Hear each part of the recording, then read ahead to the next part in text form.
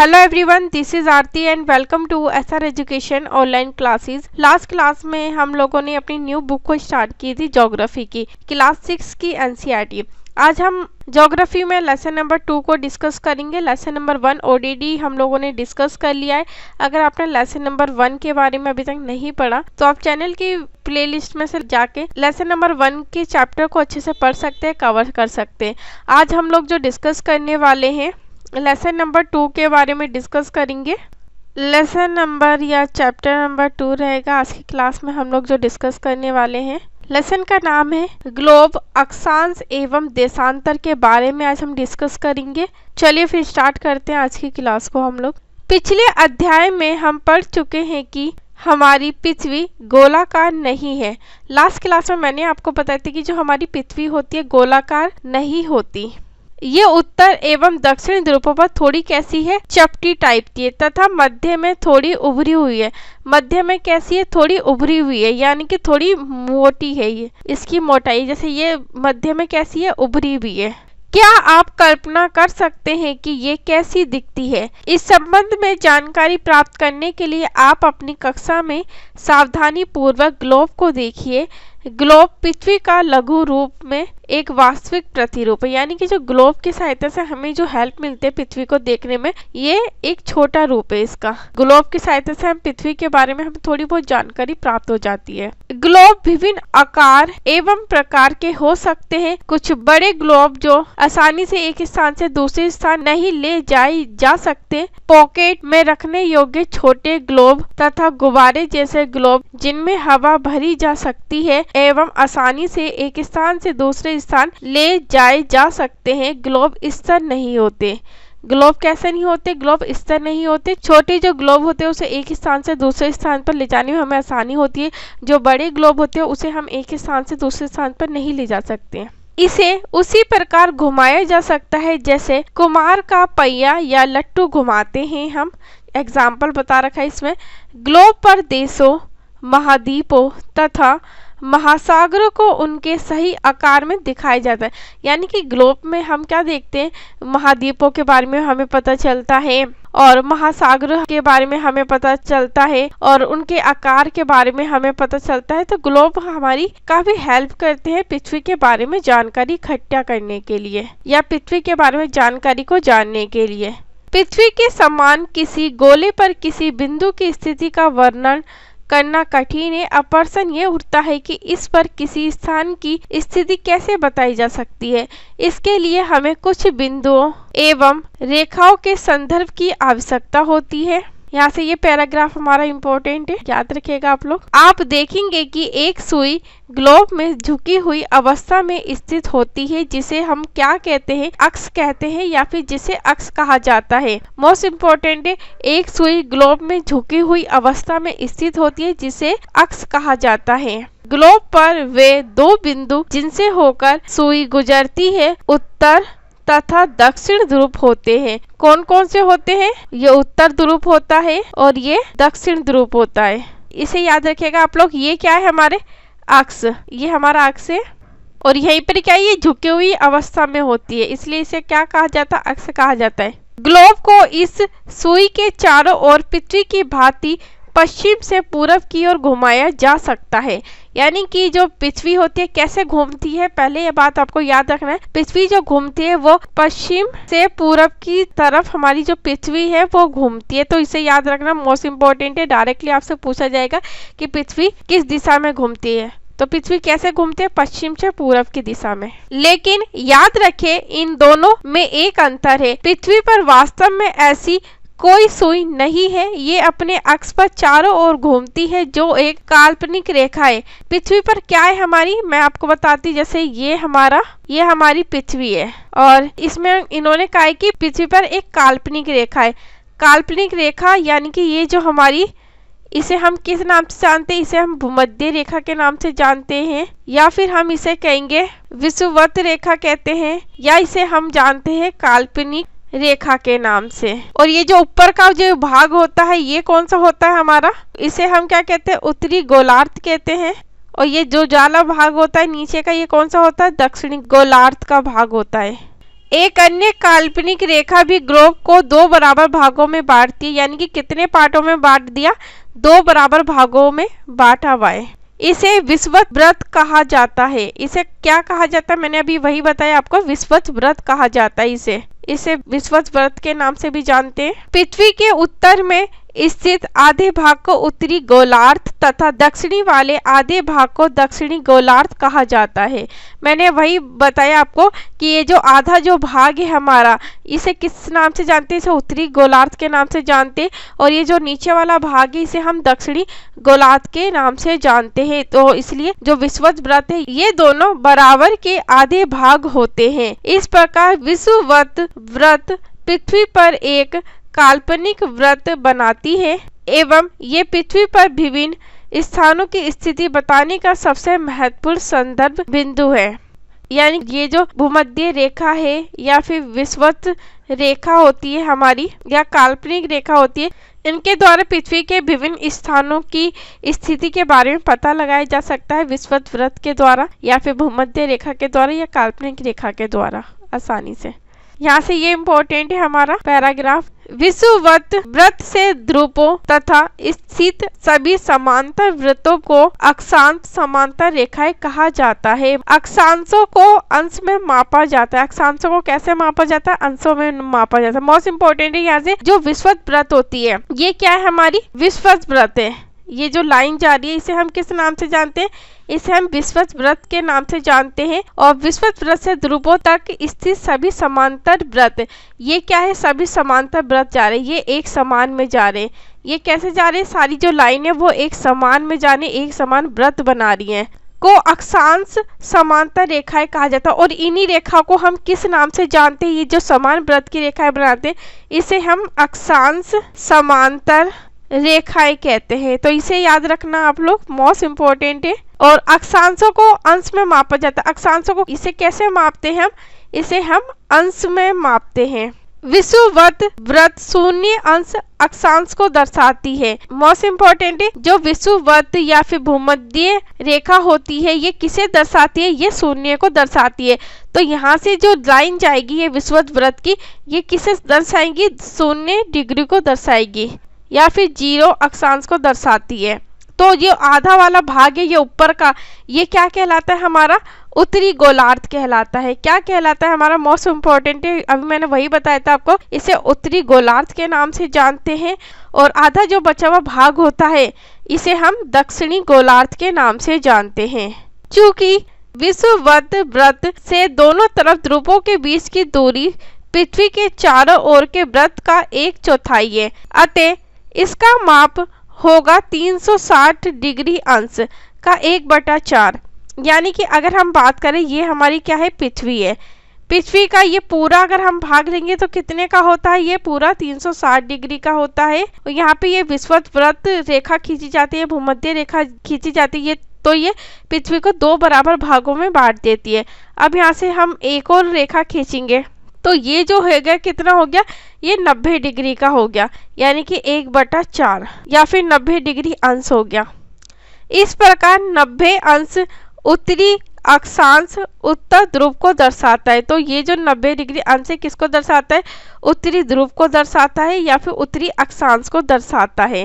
90 अंश दक्षिणी अक्षांश दक्षिणी ध्रुव को दर्शाता है और 90 डिग्री दक्षिण अक्षांश में भी होता है। यहाँ से ये पैराग्राफ हमारा इम्पोर्टेंट है मोस्ट।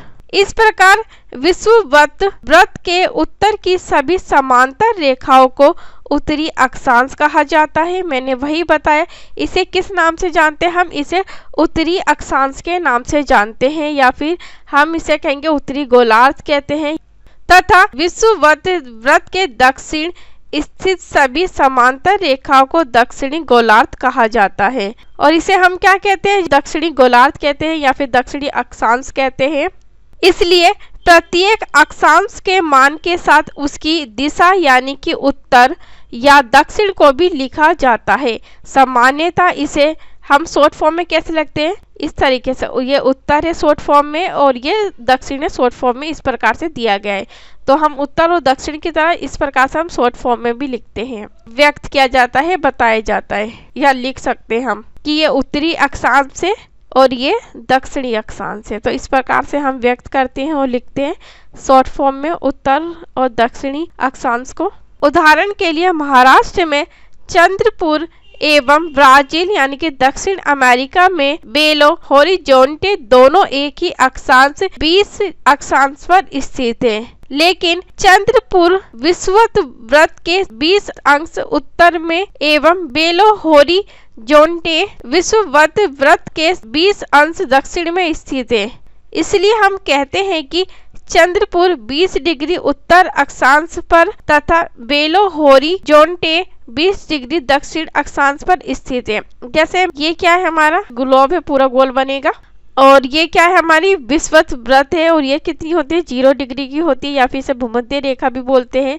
और यहाँ से ये जो लाइन जाती है हमारी, ये जो लाइन जाती है कितनी डिग्री की होती है, 20 डिग्री की होती है। तो हम यहाँ पे कह सकते हैं कि ये उत्तर में हमारा क्या स्थित है, यानी कि भारत में हमारा चंद्रपुर स्थित है। और वहीं 20 डिग्री दक्षिण की बात करें कि हमारा क्या स्थित है, बेलो होरिजोंटे जो ब्राजील है या दक्षिण अमेरिका है, ये दक्षिण में पड़ता है। तो ये 20 डिग्री अक्षांश दक्षिण में स्थित है और ये 20 डिग्री अक्षांश उत्तर में स्थित है।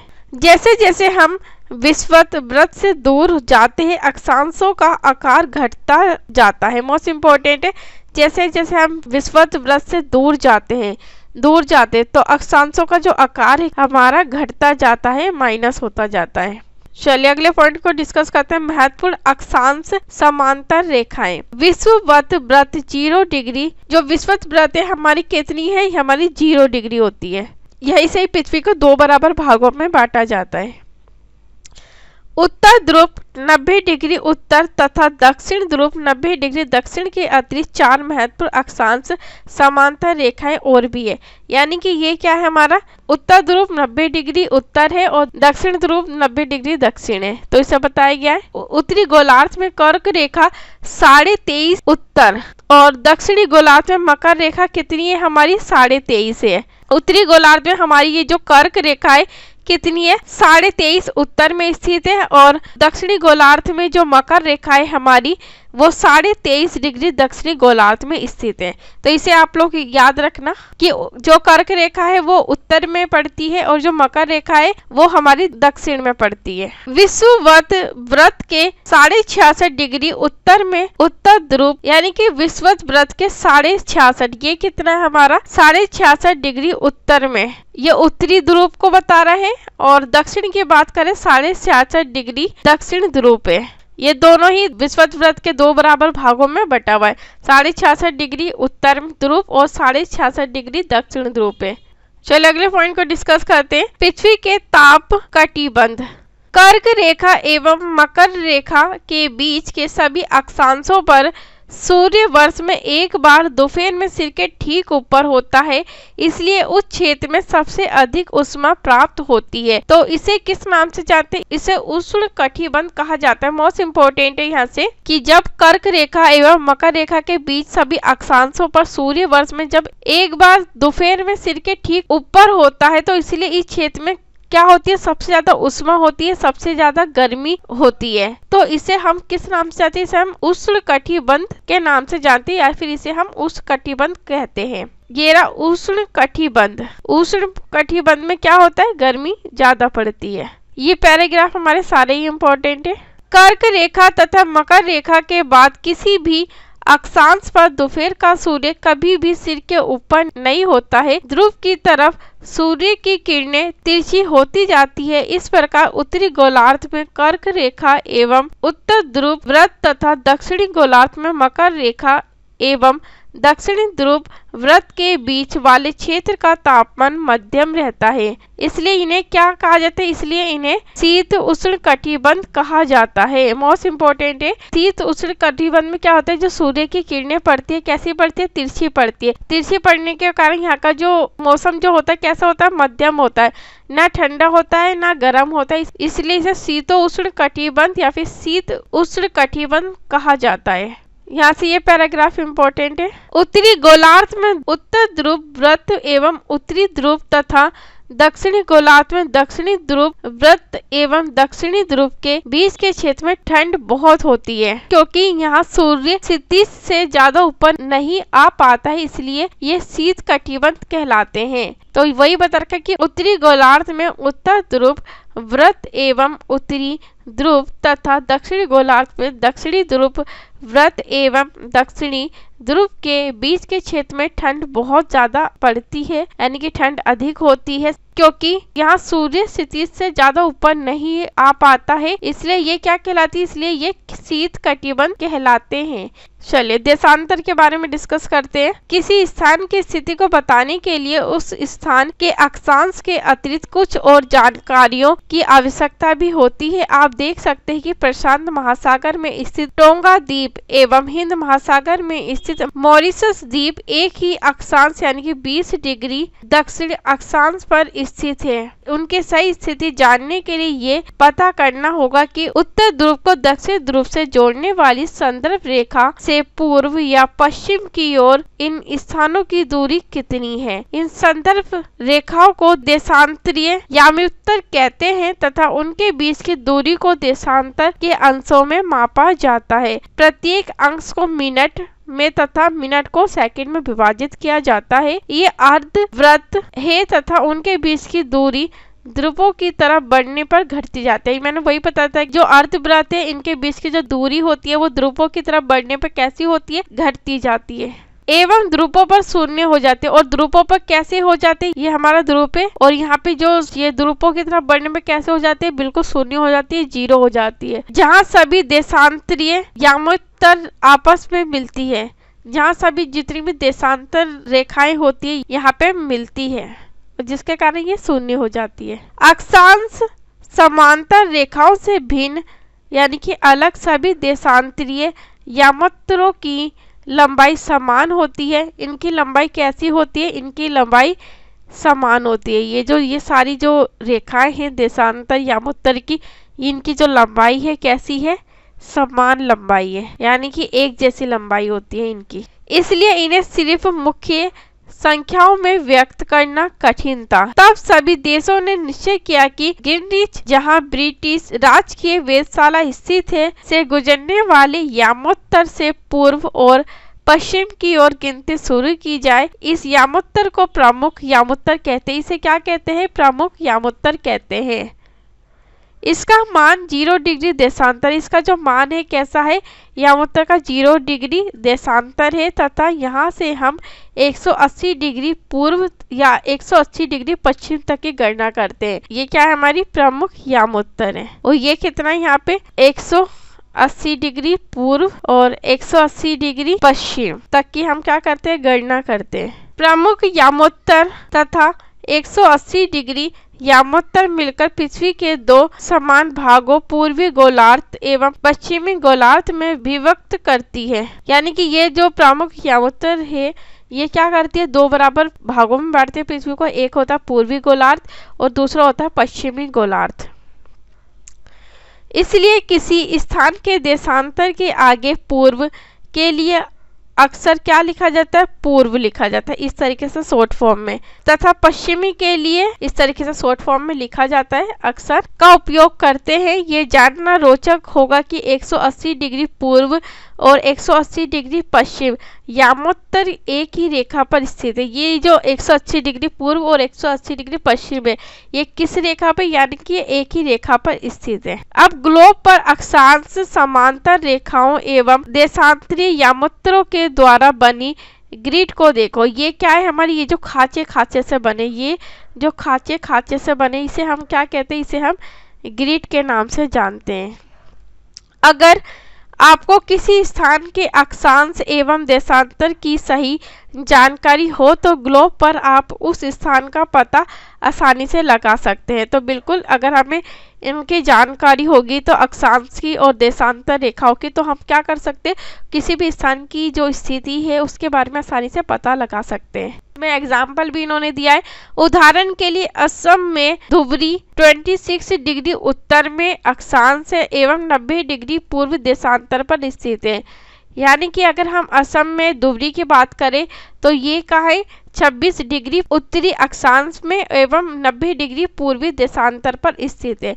तो ये कहाँ पड़ेगा, ये इस साइड हमारे पूर्व की ओर पड़ेगा, पूर्वी देशांतर की तरफ। अब इस बिंदु को देखें जहां ये दोनों रेखाएं एक दूसरे को काटती है, ये बिंदु धुबरी की सही स्थिति होगी। यानी कि जब ये दोनों बिंदु एक दूसरे को काटेगी तो वो क्या होगी, धुबरी की सही स्थिति का पता लगाएगी, उस जगह की स्थिति का सही पता बताएगी। ये इंपॉर्टेंट नहीं है हमें पढ़ना। चलिए अगले पॉइंट को डिस्कस करते हैं, देशांतर और समय के बारे में डिस्कस करते हैं। समय को मापने का सबसे अच्छा साधन पृथ्वी, चंद्रमा एवं ग्रह की गति है। सूर्योदय एवं सूर्यास्त प्रतिदिन होता है, अतः स्वाभाविक ही है कि ये पूरे विश्व में समय निर्धारण का सबसे अच्छा साधन है। यानी कि सब सूर्य उदय होता है, हमें पता लग जाता है कि सुबह हो रही है। जब सूर्य छुप जाता है, सूर्य अस्त हो जाता है, तो हमें पता लग जाता है रात हो रही है, शाम हो रही है। स्थान के समय का अनुमान सूर्य के द्वारा बनने वाली परछाई से लगाया जा सकता है, जो दोपहर में सबसे छोटी एवं सूर्योदय तथा सूर्यास्त के समय कैसी होती है, लंबी होती है परछाई हमारी। दोपहर में हमारी परछाई कैसी होती है, छोटी होती है, और शाम के टाइम जो हमारी परछाई होती है जब सूर्य छिप जाता है, लंबी बनने लग जाती है। ये इम्पोर्टेंट है यहाँ से पढ़ना हमारे लिए। गिरनिच पर स्थित प्रमुख यामोत्तर पर सूर्य जिस समय आकाश के सबसे ऊंचे बिंदु पर होगा, उस समय यामोत्तर पर स्थित सभी स्थान पर क्या होगी, दोपहर का समय होगा। यानी कि गिरनिच पर स्थित प्रमुख यामोत्तर पर सूर्य जिस समय आकाश के सबसे ऊंचे बिंदु पर होगा, तो उस समय यामोत्तर पर स्थित सभी स्थानों पर क्या समय होगा, सभी स्थानों पर दोपहर का समय होगा। चूँकि पृथ्वी पश्चिम से पूरब की ओर चक्कर लगाते हैं, पृथ्वी कैसे चक्कर लगाती, पश्चिम से पूरब की ओर चक्कर लगाती है, अतः वे स्थान जो गिरनिच के पूर्व में है उनका समय गिरनिच समय से आगे होगा तथा जो पश्चिम में है उनका समय पीछे होगा। यानी कि जो गिरनिच, ये जो लाइन है जो आगे होगा, उनका समय कैसा होगा, गिरनिच समय से आगे होगा, और जो पश्चिम में है यानी कि ये क्या है, पश्चिम में, तो इनका समय गिरनिच की जो टाइम बताया गया उनसे कैसा होगा, उनसे पीछे होगा। जैसे आपको ये दिखाया गया है, गिरनिच लाइन जा रही है और ये आगे, गिरनिच के अगर आगे होगा यानी कि पूर्व में जो समय होगा कैसा होगा, ज्यादा होगा, यानी कि आगे होगा समय। और अगर हम इसके गिरनिच के पीछे की बात करें, पश्चिम की बात करें, तो समय कैसा होगा, यहाँ पे पीछे होगा, यानी कि कम होगा। यहाँ पे ये रहा हमारा इंडिया, जो समय यहाँ पे बता रहे हैं, यहाँ पे 5.5 डिग्री समय बता रहे हैं, आगे है। और इंग्लैंड कहाँ है, इंग्लैंड गिरनिच के बीचों बीच में पड़ता है। समय के अंतर की दर की गणना निम्नलिखित विधि से की जा सकती है। पृथ्वी लगभग 24 घंटे में अपने अक्ष पर 360 डिग्री घूम जाती है। पृथ्वी अगर 24 घंटे में अपने अक्ष पर कितना घूमती है, 24 घंटे में 360 डिग्री घूम जाती है, अर्थात वे 1 घंटे में 15 डिग्री, 1 घंटे में 15 डिग्री एवं 4 मिनट में 1 डिग्री घूमती है। 4 मिनट में कितना घूमती है, 1 डिग्री घूमती है। इस प्रकार जब गिरनिच में दोपहर के 12 बजते हैं, तब गिरनिच से 15 डिग्री पूर्व में समय होगा, कितना होगा, 15 × 4 यानी कि 60 मिनट का समय होगा। अर्थात गिरनिच के समय से 1 घंटा आगे, गिरनिच के जो समय दिया हुआ है उससे क्या होगा, 1 घंटा आगे होगा। अर्थात वहाँ दोपहर का 1 बजा होगा, वहाँ पे क्या होगा, वहाँ पे दोपहर का 1 बजा होगा वहाँ पे। लेकिन गिरनिच से 15 डिग्री पश्चिम का समय गिरनिच समय से 1 घंटा पीछे होगा। यानी कि अगर हम गिरनिच के समय से आगे की बात करें तो 1 घंटा ज्यादा होगा, और अगर हम गिरनिच के समय के पीछे की बात करेंगे तो यहाँ पे पश्चिम में कितना समय होगा, 1 घंटा पीछे चलेगा ये समय। वहाँ सुबह के 11 बजे होंगे। इसी प्रकार जब गिरनिच पर दोपहर के 12 बजे होंगे, उस समय 180 डिग्री पर मध्य रात्रि होगी। तो इसके लिए जब हम जैसे जैसे क्लास में आगे की तरफ बढ़ते जाएंगे तो उस तरीके से डीपली हम लोग पढ़ते रहेंगे। तो यहाँ पे सिर्फ एक बेसिक नॉलेज इन्होंने बताई है, तो अभी हमें बेसिक टू हाई लेवल जाने, इसलिए बेसिक चीजें बता रखी है। किसी भी स्थान पर जब सूर्य आकाश में अपने उच्चतम बिंदु पर होता है, दोपहर में उस समय घड़ी में दिन के समय क्या बजते हैं, 12 बजते हैं।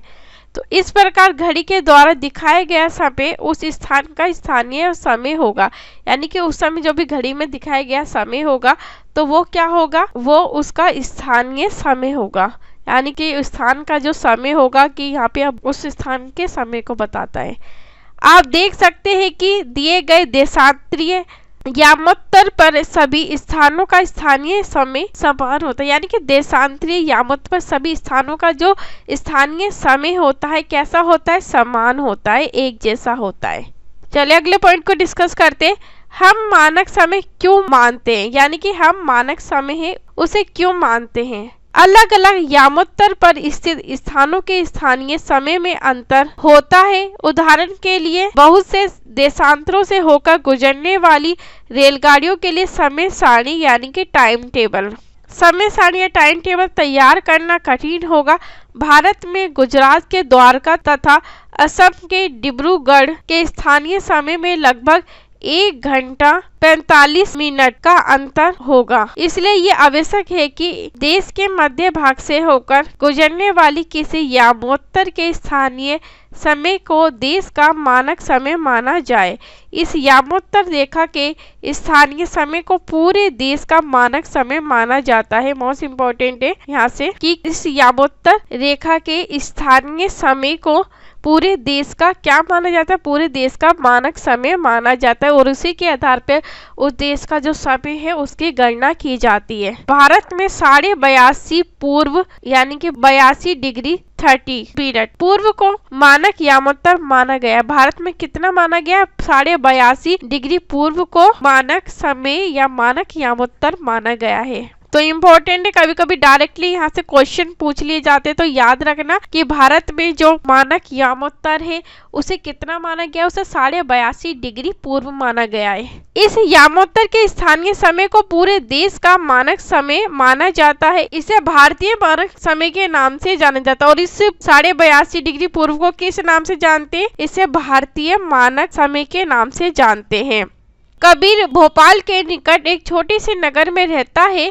वे अपने मित्र आलोक से कहता है कि वे लोग आज रात्रि में नहीं सो पाएंगे। भारत एवं इंग्लैंड के बीच एक क्रिकेट मैच लंदन में 2 बजे अपराह्न यानी कि दिन के समय शुरू होगा, अर्थात भारत के समय अनुसार मैच शाम के 7:30 बजे शुरू होगा।